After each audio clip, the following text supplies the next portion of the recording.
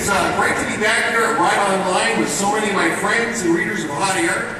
It is exciting to see how energized and active conservatives have become. It's really great. Give yourselves a hand. This is a terrific success here. But I'm afraid I have to make a confession. I am not what I seem. Yeah, I know. I seem like a man of taste and sophistication. You're laughing already. But unfortunately, I do have a deep, dark secret. I love disco. The music of the 1970s is my guilty pleasure. I have been known to shake my groove thing, yeah. I will boogie, oogie, oogie until I just can't boogie no more. Now granted, that point comes a lot quicker than it did in the 1970s, but it's a thought that counts. Now, I may have a nostalgic love of the music of the 1970s, but unfortunately it's not the music that's coming back. Instead, it's the economics of the 1970s that has made a comeback in the Obama administration and the Nancy Pelosi Congress. It's the same failed ideals of top-down, centrally controlled economics that has led us to the glory days of stagflation and leisure suits. Democrats want to pretend that the interventionist policies and confiscatory taxes that they champion will work this time around, despite the utter failure of these moves in the 1970s. The bloated and incompetent regulatory regimes that helped strangle American manufacturing in that decade will now get imposed on Wall Street thanks to a poorly conceived financial regulation bill that fixes everything except what actually broke in the financial collapse.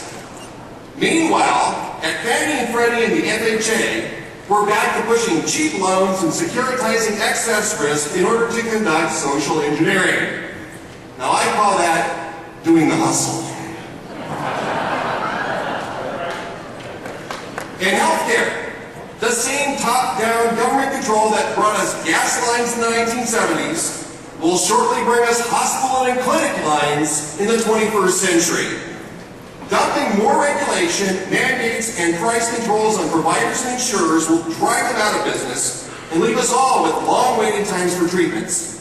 In fact, the real trick in the new Obamacare world will be staying alive.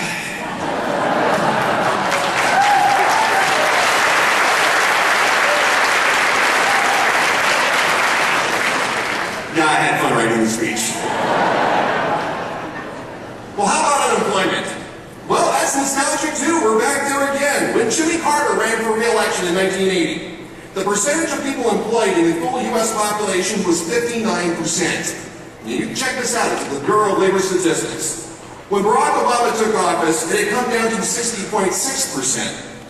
After spending $860 billion in a stimulus plan that supposedly would keep Americans from losing their jobs, money that we had to borrow because we didn't have it, the percentage of population working is now 58.5%.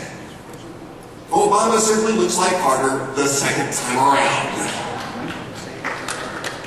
He's starting to make Carter look good, and believe me, if you had asked me 2 years ago if I would sit there and I would be anywhere and say, Carter kind of looks good in retrospect. I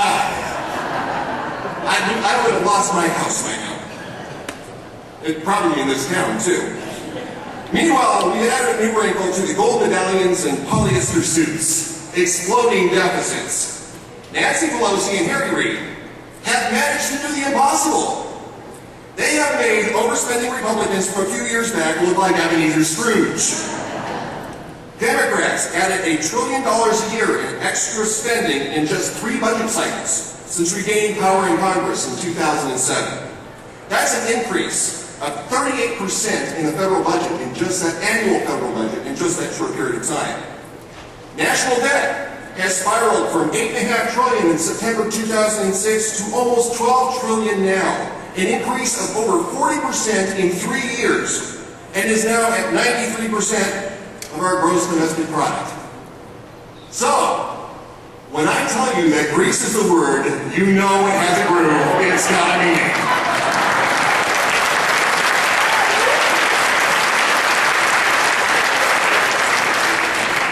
Fortunately, the 1970s had an antidote.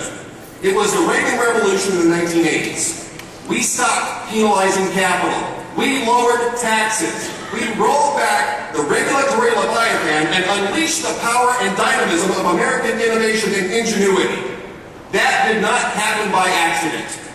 It came from the work of men and women just like yourselves, in some cases the same people who are here right now, who had had enough, got active, and got organized. They found reliable leaders and kept enough pressure on Congress to force them to listen.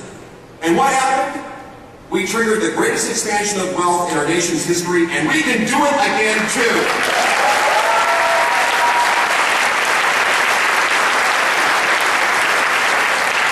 We have a duty to our country to act when it goes off track, to organize, get involved, make our voices heard, and make our politicians listen.